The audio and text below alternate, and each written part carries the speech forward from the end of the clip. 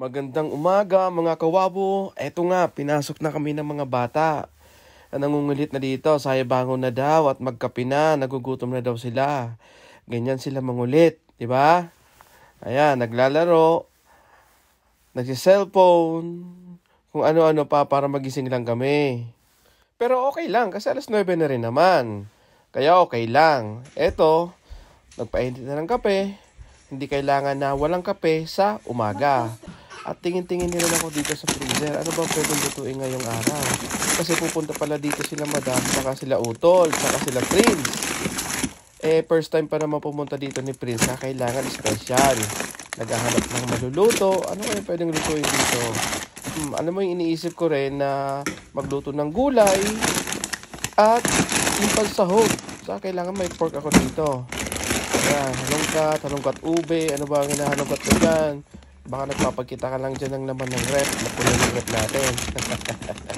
Hindi naman. Hindi naman tayo ganyan. Nagkataon lang na puno pa. Pero next week wala na yan. Ito na nga. Tinignan ko na dito sa taas kung mayroon pa kaming vegetables. Pero wala na. Kaya naisip ko pumunta ng TNT. Total, pupunta rin naman ng TNT. Check ko na rin dito yung mga dilata. Baka mayroon pa akong pwedeng mabili doon.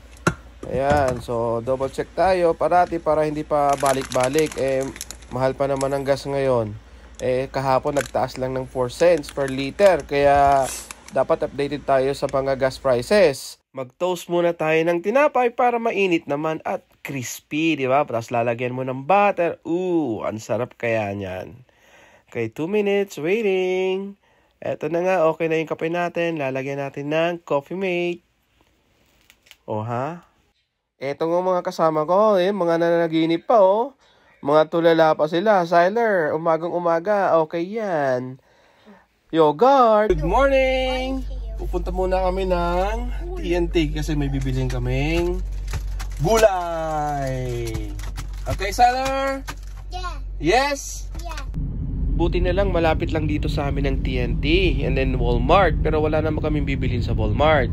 Siguro mga 2 minutes lang, nandun na kami. Eto nga, tatawid lang at andyan na yung TNT. At itong batang to, excited na mag-shopping. Kala niya, libre lang mag-shopping At pagpasok nga namin, bumungad agad dito sa aming harapan yung bigas. Ang bigas na ang mahal. At habang naglalakad ka dito, maaamoy mo agad yung mga bagong lutong pagkain, kaya nakakagutom. Meron din sila dito mga ready to eat na, ayan, pork, spinach, kaya talaga nakakatakam. May bubble tea, pansit, at ready-made ng breakfast. With egg. Sari-sari makikita nyo, kaya ang sarap sanang kumuha, pero hindi naman natin kaya. Dito naman sa left side, andito yung bakery nila. Ito nga yung mga tinapay. At tip lang pala sa mga bumibili ng tinapay dito sa TNT, bago sila mag-close, sinisale nila yung mga tinapay na malapit na mag-expired. Like 2 days or 3 days, binibenta na nila ng discounted price. O yun. Pero pwede pa yan. Sa amin nga, 1 week pa yan na nasa kusina. Pwede pa. At binabaon ko rin. So, nandito na rin tayo sa vegetable section nila. Actually, ang hinahanap ko talaga is cabbage para sa ating pansit bato. Ayan, ito na nga. Nandito tayo sa may dulo. Andyan yung cabbage. Hindi naman siya ganun kamahalan. Ito nga, si Siler. Nakakita ng apple. Sabi niya, gusto niya daw ng apple. Okay, ikaw tayo ng apple. Teka lang muna. Ikot-ikot muna tayo dito. Okay, Siler?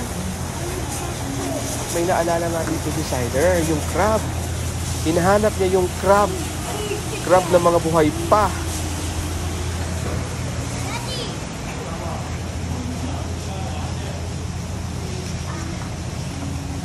The blue crab. They're still alive? Yeah.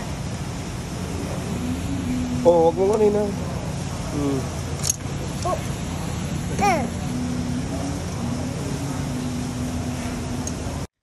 Ang sarap nga nitong gataan. Lagyan mo ng kalabasa. Uy!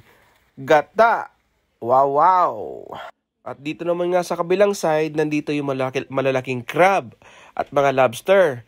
So, nakadepende yung presyo sa kilo at sa market. May kamahalan, pero sulit to. Sigurado yan. Ayan, mga buhay pa sila. Seller nga, gustong-gustong itouch. Akala niya, safe na itouch yung crab. Pag ikaw, seller, kinagat yung daliri mo, ewan ko lang kung iyak tawa ka dyan. So, mayroon nga ditong mga tahong, buhay na mga tilapia. At mayroon nga ditong isda. Hindi ko alam anong tawag dito. Basta alam ko malaking mata niya. Ay, nako.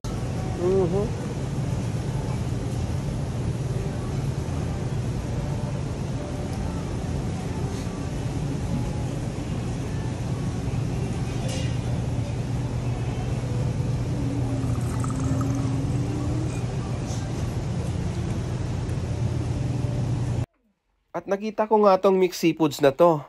Naisip ko, mas maganda siguro tong ilagay sa pansit bato instead of pork. Diba? Para maiba naman. Hindi na yung puro pork or beef. Oo nga no. So nag-ikot-ikot muna rin ako dito. Baka merong medyo mas mura. Pero wala. At halos shrimp lang nandito. Hindi na sa yung mix seafood. Sabi ko nga kay Siler, kuhanan muna ako ng video habang nag-scan nitong mga pinamili. Look at the pop. Look at the ball. Look, Daddy, he have the same jacket like me. Yeah, same? Have you scanned your TNT rewards card? I don't know that you seen, and I don't know that he had the same jacket as me. And look at that. Look at that jacket. Look at the jacket that he has. I'm gonna pay. So, can you put your jacket on? Then you can help mommy fold some stuff. Mommy, look, Right now, my he hands has the same jacket, Mommy. Can you put your jacket on He has properly, the please? same jacket. What is it? Habang palabas na nga kami, eto si Siler pasayaw-sayaw pa. At ayun, meron pala ditong padalahan din. Yung mga kababayan natin na gusto magpadala ng kaperahan sa Pilipinas. Ayan, may Manila Express dyan. Si Siler talaga parata akong iniiwan ito eh. Pero napansin ko ngayon, September na, halos magkakatapusan na, ang ganda pa rin ng panahon. So last year, kung hindi ako nagkakamali, malamig na yung buwan na to. Kaya swerte natin.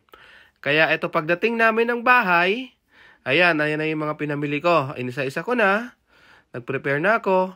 Pinakita ko nga kay Shane na gagamitin ko yung kutsilyo mo dito. Subukan nga kung matalim to. So, mayroon pala akong pork din pala na binili. Akala ko hindi ako bibili ng pork. So, yun na lang ilalagay ko sa pinakbet. So, pinakbet, pork ang isasahog ko.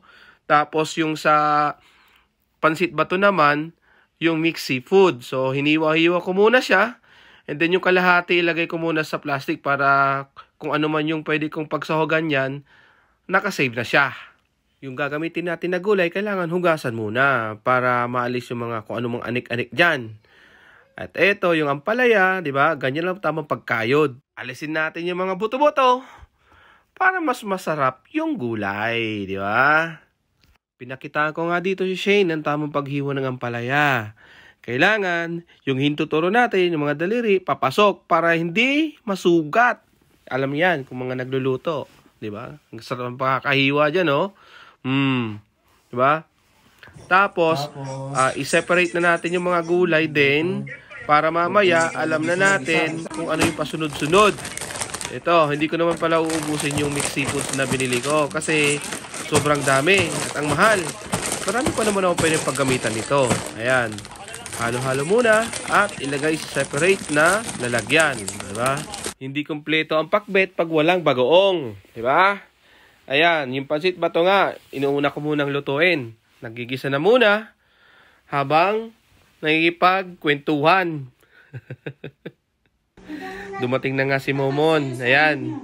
Hello brother, how are you? Andito rin ang dalawang Momon. Hi Raymond TV Mounting Solution. Salamat sa serbisyong totoo. Ayan na nga, tinulungan na nga si Raymond, ni Raymond. Di ba? Nakakakalito yung mga pangalan. Pa Raymond pa yung pangalan nyo parehas eh. Raymond TV Solutions and Momon TV Solution. To make things short, ito nga, nagmamarites na kami habang mga kumakain. Ayan, buti naman nasarapan sila. Kung hindi sila masarapan, ewan ko lang. Ito na nga yung ginawa ni Raymond TV Solution. Pinalipat namin yung TV dito sa may malapit sa may pintuan kasi mali yung pagkakalagay. Maling desisyon ko. So mas lumawak siya.